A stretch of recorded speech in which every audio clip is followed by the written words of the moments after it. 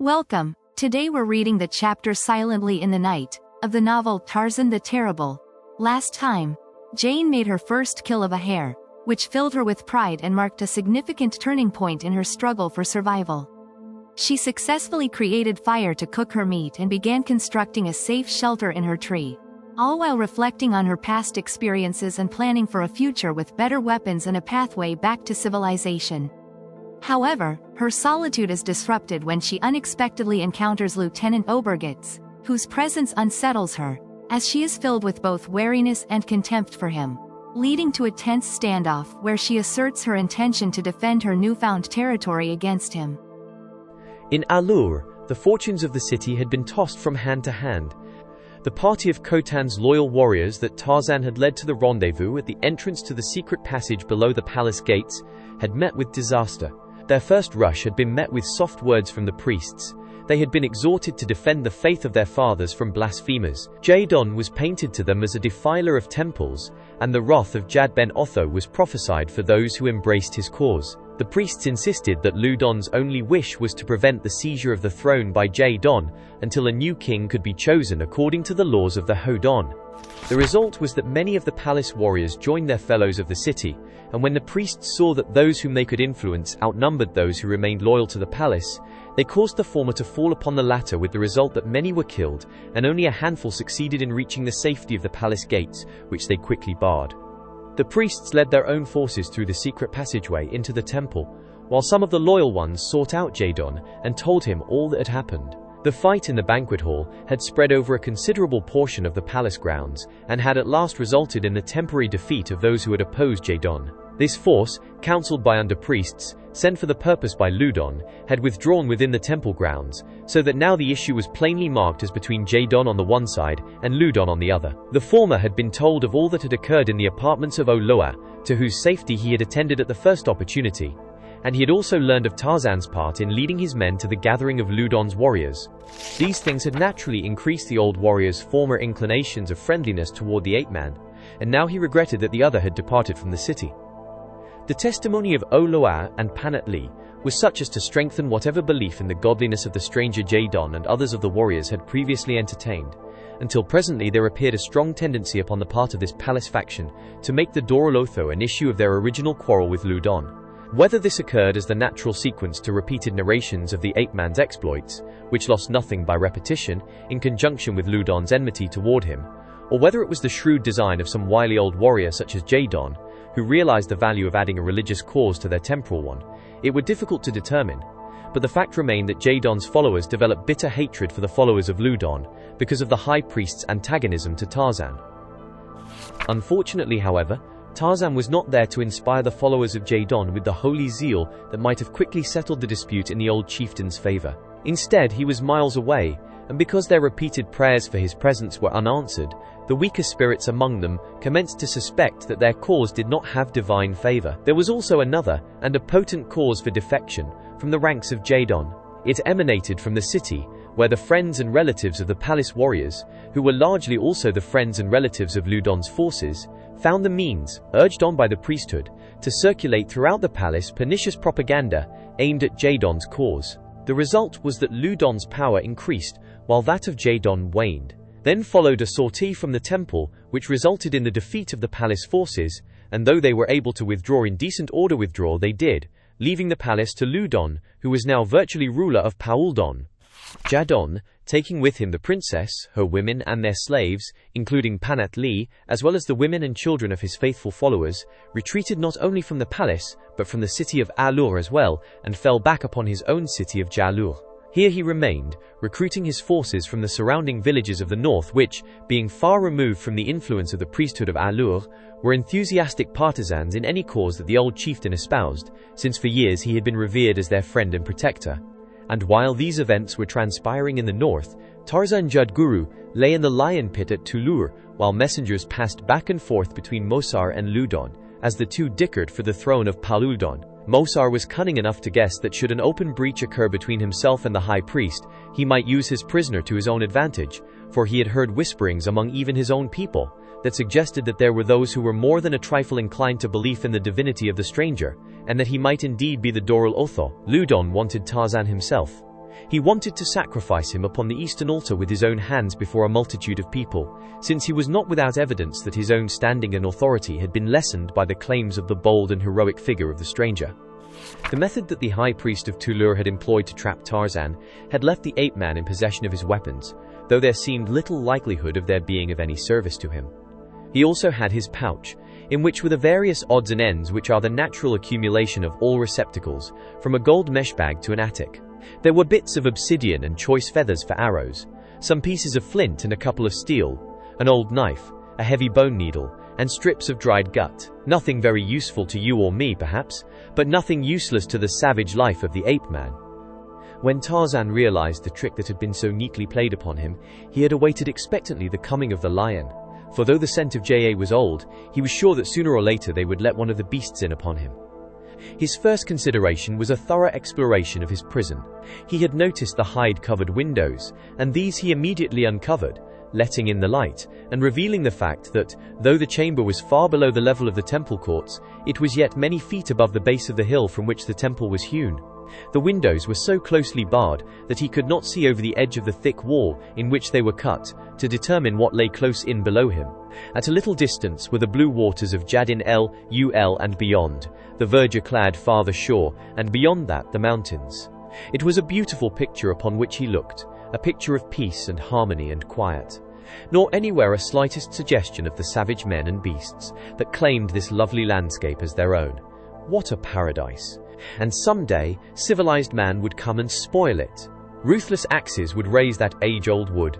Black sticky smoke would rise from ugly chimneys against that azure sky. Grimy little boats with wheels behind or upon either side would churn the mud from the bottom of Jadin Lul, turning its blue waters to a dirty brown. Hideous piers would project into the lake from squalid buildings of corrugated iron, doubtless, for of such are the pioneer cities of the world. But would civilized man come? Tarzan hoped not. For countless generations, civilization had ramped about the globe. It had dispatched its emissaries to the North Pole and the South. It had circled Paluldon once, perhaps many times, but it had never touched her. God grant that it never would. Perhaps he was saving this little spot to be always just as he had made it, for the scratching of the Hodon and the Wasdon upon his rocks had not altered the fair face of nature. Through the windows came sufficient light to reveal the whole interior to Tarzan. The room was fairly large, and there was a door at each end, a large door for men and a smaller one for lions. Both were closed with heavy masses of stone that had been lowered in grooves running to the floor. The two windows were small and closely barred with the first iron that Tarzan had seen in Paluldon. The bars were let into holes in the casing, and the whole so strongly and neatly contrived that escape seemed impossible. Yet within a few minutes of his incarceration, Tarzan had commenced to undertake his escape. The old knife in his pouch was brought into requisition, and slowly the ape-man began to scrape and chip away the stone from about the bars of one of the windows. It was slow work, but Tarzan had the patience of absolute health. Each day, food and water were brought him, and slipped quickly beneath the smaller door, which was raised just sufficiently to allow the stone receptacles to pass in. The prisoner began to believe that he was being preserved for something beside lions. However, that was immaterial. If they would but hold off for a few more days, they might select what fate they would. He would not be there when they arrived to announce it. And then one day came Pansat, Ludon's chief tool, to the city of Tulur. He came ostensibly with a fair message for Morsar from the high priest at Alur. Ludon had decided that Morsar should be king, and he invited Morsar to come at once to Alur. And then Pansat, having delivered the message, asked that he might go to the temple of Tulur and pray. And there he sought the high priest of Tulur, to whom was the true message that Ludon had sent. The two were closeted alone in a little chamber, and Pansat whispered into the ear of the high priest. Morsar wishes to be king, he said, and Ludon wishes to be king. Morsar wishes to retain the stranger who claims to be the Dorul Otho, and Ludon wishes to kill him. And now, he leaned even closer to the ear of the high priest of Tulur, if you would be high priest at Alur, it is within your power. Pansat ceased speaking and waited for the other's reply. The high priest was visibly affected. To be high priest at Alur, that was almost as good as being king of all Paluldon, for great were the powers of him who conducted the sacrifices upon the altars of Alur. How? Whispered the high priest. How may I become high priest at Alur? Again Pansat leaned close. By killing the one and bringing the other to Alur, replied he. Then he rose and departed, knowing that the other had swallowed the bait and could be depended upon to do whatever was required to win him the great prize. Nor was Pansat mistaken, other than in one trivial consideration. This high priest would indeed commit murder and treason to attain the high office at Allur, but he had misunderstood which of his victims was to be killed and which to be delivered to Ludon. Pansat, knowing himself all the details of the plannings of Ludon, had made the quite natural error of assuming that the other was perfectly aware that only by publicly sacrificing the false Dorul Otho could the high priest at Allur bolster his waning power, and that the assassination of Mosar, the pretender, would remove from Ludon's camp the only obstacle to his combining the offices of high priest and king. The high priest at Tulur thought that he had been commissioned to kill Tarzan and bring Mosar to Allur. He also thought that when he had done these things, he would be made high priest at Allur. But he did not know that already the priest had been selected, who was to murder him within the hour that he arrived at Allur, nor did he know that a secret grave had been prepared for him in the floor of a subterranean chamber in the very temple he dreamed of controlling. And so when he should have been arranging the assassination of his chief, he was leading a dozen heavily bribed warriors through the dark corridors beneath the temple to slay Tarzan in the lion pit. Night had fallen. A single torch guided the footsteps of the murderers as they crept stealthily upon their evil way, for they knew that they were doing the thing that their chief did not want done, and their guilty consciences warned them to stealth. In the dark of his cell, the ape-man worked at his seemingly endless chipping and scraping. His keen ears detected the coming of footsteps along the corridor without, footsteps that approached the larger door. Always before had they come to the smaller door, the footsteps of a single slave who brought his food. This time there were many more than one, and their coming at this time of night carried a sinister suggestion. Tarzan continued to work at his scraping and chipping. He heard them stop beyond the door. All was silence, broken only by the scrape, scrape, scrape of the ape-man's tireless blade. Those without heard it and listening sought to explain it. They whispered in low tones, making their plans. Two would raise the door quickly, and the others would rush in and hurl their clubs at the prisoner. They would take no chances, for the stories that had circulated in Allur had been brought to Tulur, stories of the great strength and wonderful prowess of Tarzan Jadguru that caused the sweat to stand upon the brows of the warriors, though it was cool in the damp corridor and they were 12-1. And then the high priest gave the signal. The door shot upward, and 10 warriors leaped into the chamber with poised clubs. 3 of the heavy weapons flew across the room, toward a darker shadow that lay in the shadow of the opposite wall.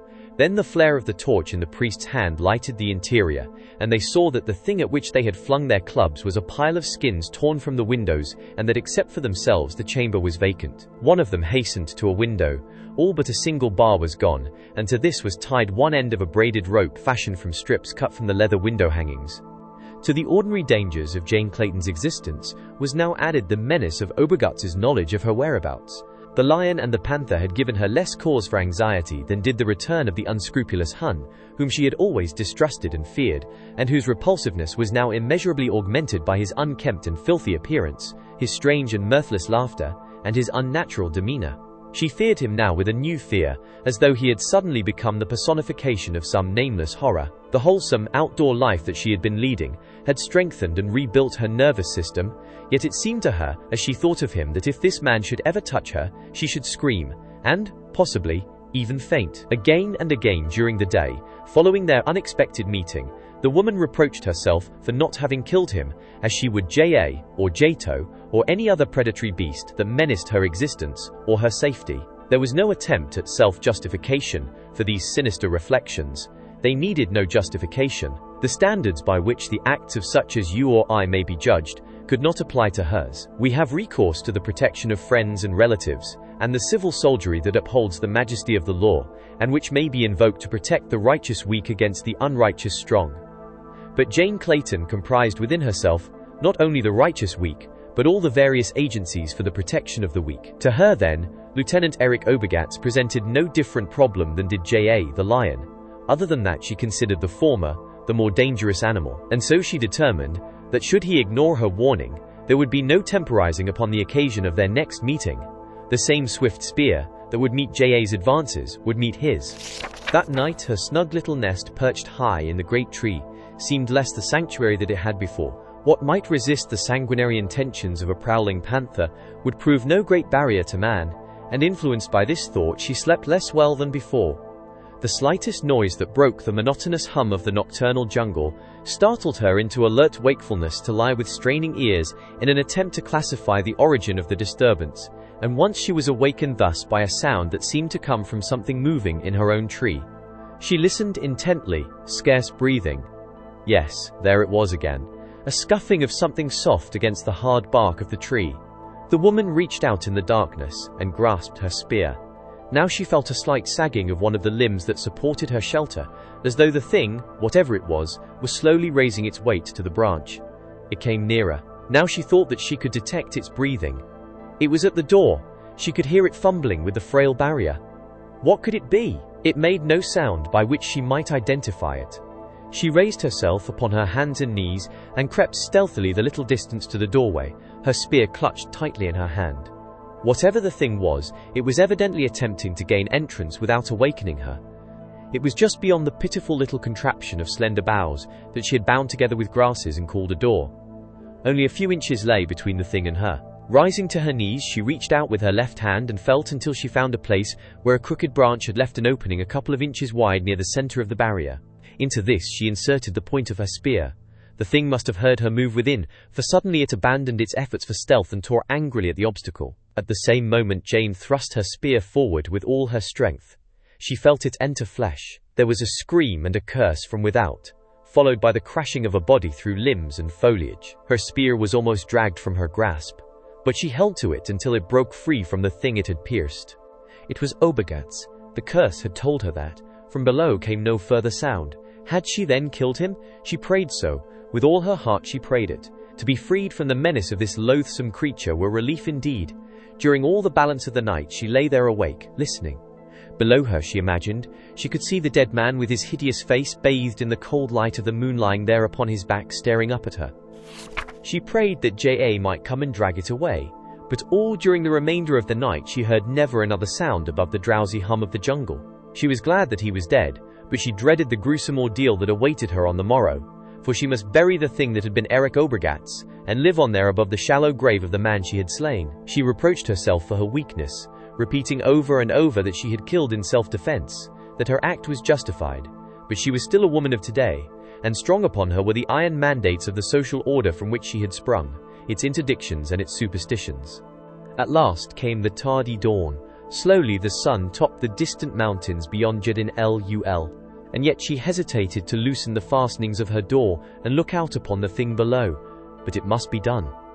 She steeled herself and untied the rawhide thong that secured the barrier. She looked down, and only the grass and the flowers looked up at her. She came from her shelter and examined the ground upon the opposite side of the tree. There was no dead man there, nor anywhere as far as she could see. Slowly she descended, keeping a wary eye and an alert ear ready for the first intimation of danger. At the foot of the tree was a pool of blood and a little trail of crimson drops upon the grass, leading away parallel with the shore of Jad Ben Lul. Then she had not slain him. She was vaguely aware of a peculiar double sensation of relief and regret. Now she would be always in doubt. He might return, but at least she would not have to live above his grave. She thought some of following the bloody spoor on the chance that he might have crawled away to die later, but she gave up the idea for fear that she might find him dead nearby, or, worse yet, badly wounded. What then could she do? She could not finish him with her spear. No, she knew that she could not do that, nor could she bring him back and nurse him, nor could she leave him there to die of hunger or of thirst, or to become the prey of some prowling beast. It were better then not to search for him, for fear that she might find him. That day was one of nervous, starting to every sudden sound. The day before she would have said that her nerves were of iron, but not today. She knew now the shock that she had suffered, and that this was the reaction. Tomorrow it might be different, but something told her that never again would her little shelter and the patch of forest and jungle that she called her own be the same. There would hang over them always the menace of this man. No longer would she pass restful nights of deep slumber. The peace of her little world was shattered forever. That night she made her door doubly secure with additional thongs of rawhide cut from the pelt of the buck she had slain the day that she met Obergatz. She was very tired, for she had lost much sleep the night before, but for a long time she lay with wide open eyes staring into the darkness.